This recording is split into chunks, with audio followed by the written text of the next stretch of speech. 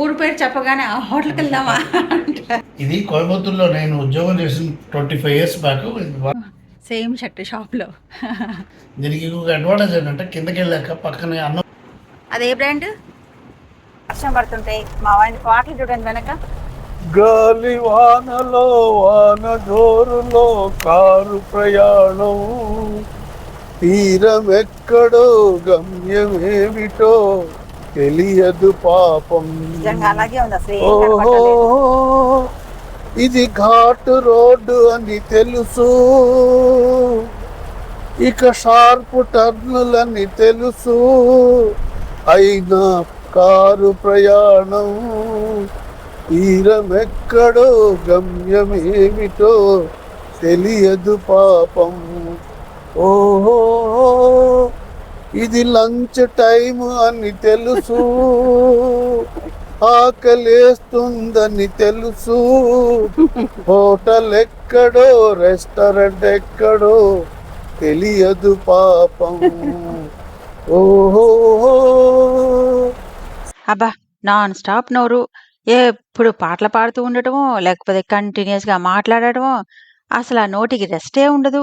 ఒక్క రాత్రిపూట నిద్రపోయేటప్పుడు తప్ప. మాటల్లో పడి మర్చిపోయాను కానీ ఇప్పుడు చూపించే క్లిప్స్ అన్నీ Coonoor town centre Kerala trip మొదలుపెట్టి 10 days అయింది. ఈ 10 days నుంచి ఏం పని, తినడం తిరగడం తినడం తిరగడం ఇదే పని. లాస్ట్ 2 days అయితే రోజుకొక ఊరు ప్రోగ్రామ్ లాగా ఉంది మా పని. కేరళ అయితే 1 week ఉన్నాం కానీ ఆ తర్వాత మాత్రం ఊటీ ఒక్కరోజే, తర్వాత కూనూరు కూడా 1 dayనే. ఇప్పుడైతే కూనూరు నుంచి ఇంకొక ఊరికి బయలుదేరాం. ఈ ఊరు మాకు చాలా స్పెషల్ అన్నమాట. చాలా ఎమోషనల్ విజిట్, ముఖ్యంగా రాజుగారికి. అదీ కాక బట్టలు ఇక్కడ చాలా ఫేమస్. అందుకే షాపింగ్ కూడా చేద్దామని బయలుదేరాం. షాపింగ్కి ఫేమస్ అంటున్నాను, అందులోనూ తమిళనాడులో ఉన్నాను. వెంటనే అందరికీ అనిపిస్తుంది కంచికెళ్ళి చీరలు కొనుక్కుంటున్నానని. అంత సీనేమీ లేదు. మాది ఇల్లు కాదు, బాయ్స్ హాస్టల్ అని చెప్పొచ్చు. మీకు తెలుసు కదా, 2 మగపిల్లలు, ఆయన, మొత్తం 3 అనుకుంటే ఇంకా వీళ్ళ ఫ్రెండ్స్, చుట్టాలు వచ్చేవాళ్ళు అందరూ మగవాళ్లే. అందుకనే ఎప్పుడైనా సడన్గా చూస్తే బాయ్స్ హాస్టల్లా ఉంటుంది. అలాగని నన్ను వార్డెన్ చేసేయకండి. ఎందుకంటే వార్డెన్ అంటే మాట వినాలి. ఇక్కడ నా మాట ఎవ్వరూ వినరు. మరి నేనెవర్నా? హాస్టల్ అంటే ఎలా ఉంటుంది? చెత్త చెత్తగా ఉంటుంది. మరి అవన్నీ సర్దటానికి, గిన్నెలు తోమడానికి, బట్టలు ఉతకడానికి, ఆ పనులన్నీ చేయడానికి ఒక మనిషి కావాలి కదా! ఆ మనిషే నేను. మరి నన్నేమంటారో, మరి నాకేమని పేరు పెడతారో మీరే చెప్పాలి. మీ కామెంట్స్ కోసం ఎదురు చూస్తూ ఉంటా. డ్రైవ్ చూస్తున్నారు కదా, 2 వైపులా గ్రీనరీతో ఎంత బావుంది కదా! ఫైనల్‌గా ఇప్పుడైతే కోయంబత్తూరు చేరుకున్నాం. ఇది చూసి గూడికొచ్చాం అనుకుంటున్నారా? కాదు కాదు, హోటల్ లాబీ ఇది. మొన్న కూడా చూపించాను కదా ఊటీలో. అసలా ఏ హోటల్‌కెళ్ళినా ఇలా పెద్ద పెద్ద వెంకటేశ్వర స్వామి ఫోటోలుంటున్నాయి. నిజంగా గుడిలో కూడా ఉండవేమో అంత పెద్దవి. అంత సైజు ఉంటున్నాయి ఇక్కడ. నిజంగా ఏదో గుడికొచ్చిన ఫీలింగ్ వస్తోంది ఇక్కడ. చాలా డిఫరెంట్‌గా ఉంది కదా రిసెప్షను. ఇది చాలా ఓల్డ్ హోటలు. రిసెప్షనే కాదు, రూమ్ కూడా చూడండి ఎలా డిఫరెంట్‌గా ఉంది కదా! ది ఓల్డ్ ఈ క్లాసిక్. దీనికి ఎందుకు వచ్చామంటే, ఇదిగో ఈయన తీసుకొచ్చారు. దీనికి ఒక సెంటిమెంటల్ కనెక్షన్ ఉందన్నమాట. ఏంటా కనెక్షన్ చెప్పు? ఇది కోయంబత్తూరులో నేను ఉద్యోగం చేసిన 25 years back. One of the deluxe hotels. 25 కాదు, 30 years బ్యాక్. 30 years బ్యాక్ మాకు ఒక బాస్ ఉండేవారు, scientist, India's biggest veterinary scientist, doctor Srinivasan గారని. ఆయన ఊటీలో మాకు ప్రాజెక్ట్ ఉండేది. అక్కడ ఊటీ వెళ్ళాలంటే ఇక్కడ వచ్చి ఇక్కడ ఉండేవాడు ఆయన ఆ హోటల్లో. ఆయనకి రెస్పెక్ట్ఫుల్గా నేను ఎప్పుడు వచ్చినా ఇక్కడే ఉంటాను. ఇక్కడ మనకి ఎలిజిబిలిటీ బిగ్ హోటల్స్ అనేవి వచ్చాయి.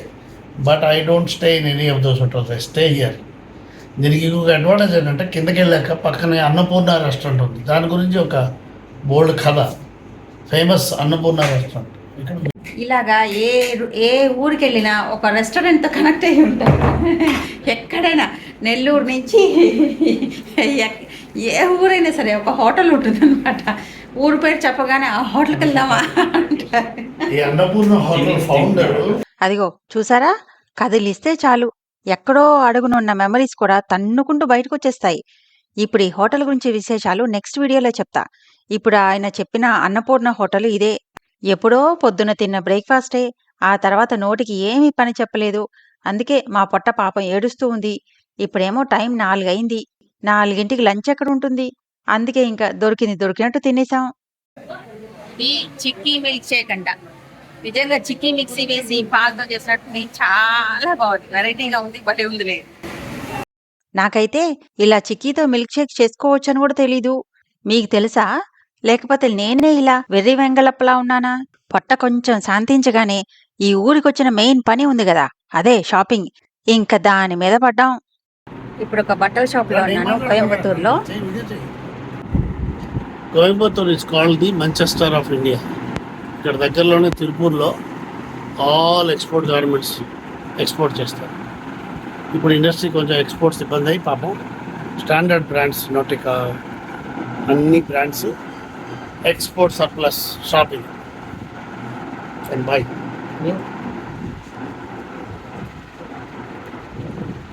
నాటిక,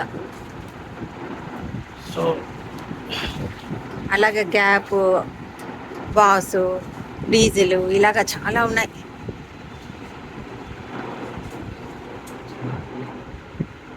ఇది పియూమా, నైక్, పోలో అసాసిన్, ఎన్నో అసలు చాలా ఉన్నాయి.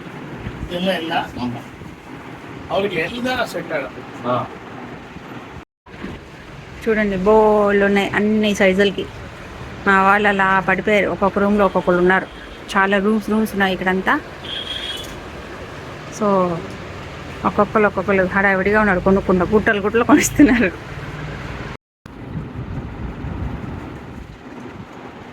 అదే బ్రాండ్? United Colors of బెంటాన్.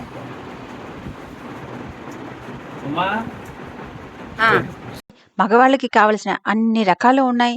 ప్యాంట్లు, షర్ట్లు, ఆఫీస్ వేరు, క్యాజువల్ వేరు, స్పోర్ట్స్ వేరు, ఇలా అన్నీ. ఇంతకీ కోయంబత్తూరులో ఈ షాప్ ఎక్కడా అని మీరు అనుకోవచ్చు.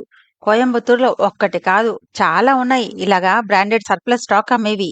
ఇక్కడ చాలా చవకగా ఉంటాయి. ఇంకా చవకగా కావాలంటే ఇక్కడి నుంచి గంటన్నర దూరంలో ఉన్న తిరుపూర్ అనే ఊరికెళ్తే అసలు ఇంకా ఎక్కువ వెరైటీ, ఇంకా చాలా చవకగా దొరుకుతాయి. కానీ మాకు టైం లేక వెళ్ళలేకపోయాం. ఇక్కడే లేడీస్‌వి కూడా ఉన్నాయి అంటే ఇంకో ఫ్లోర్‌కొచ్చాను. దారిలో కనిపించిన ఈ చిన్న పిల్లల సెక్షను. ఇక్కడ చూడండి, అచ్చం నేను వేసుకున్న షర్ట్ లాంటిదే. కాకపోతే చిన్న పిల్లలది బెర్రీస్ బ్రాండ్. లేడీస్ సెక్షన్‌కి వెళ్ళాను కానీ అక్కడ క్వాలిటీ బానే ఉన్నాయి కానీ ఎక్కువగా సిల్క్ మెటీరియల్ ఉన్నాయి. నాకు సిల్క్స్ మీద అంత ఇంట్రెస్ట్ లేదు. అందుకే తీసుకోలే.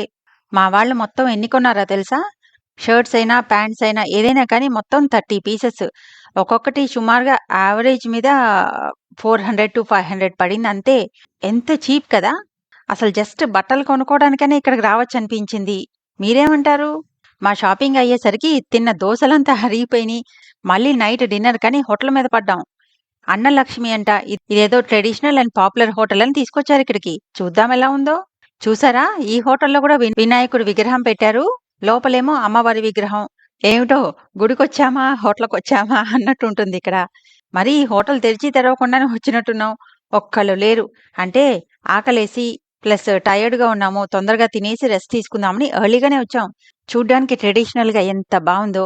ఫుడ్ కూడా చాలా డిఫరెంట్ వెరైటీస్ ట్రై చేశాం ఇక్కడ. అథెంటిక్ తమిళనాడు వాళ్ళ రసం, మంచిగా మిరియాల చారు అనమాట, చాలా బాగుంటుంది.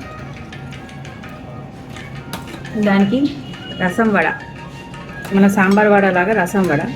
సో మేము ఎక్కువ వెరైటీలు తిందామని 2/4 ఆర్డర్ చేసుకున్నాం. అంటే కొంచెం వెరైటీగా ఉంది. పిడి కొళ్ళకత్తి అంట,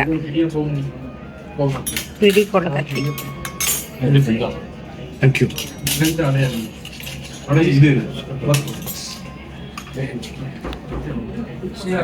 అదేంటి పనియారం వచ్చింది. ఇది పనియారం సైజ్ బాగుంది, చిన్నగా.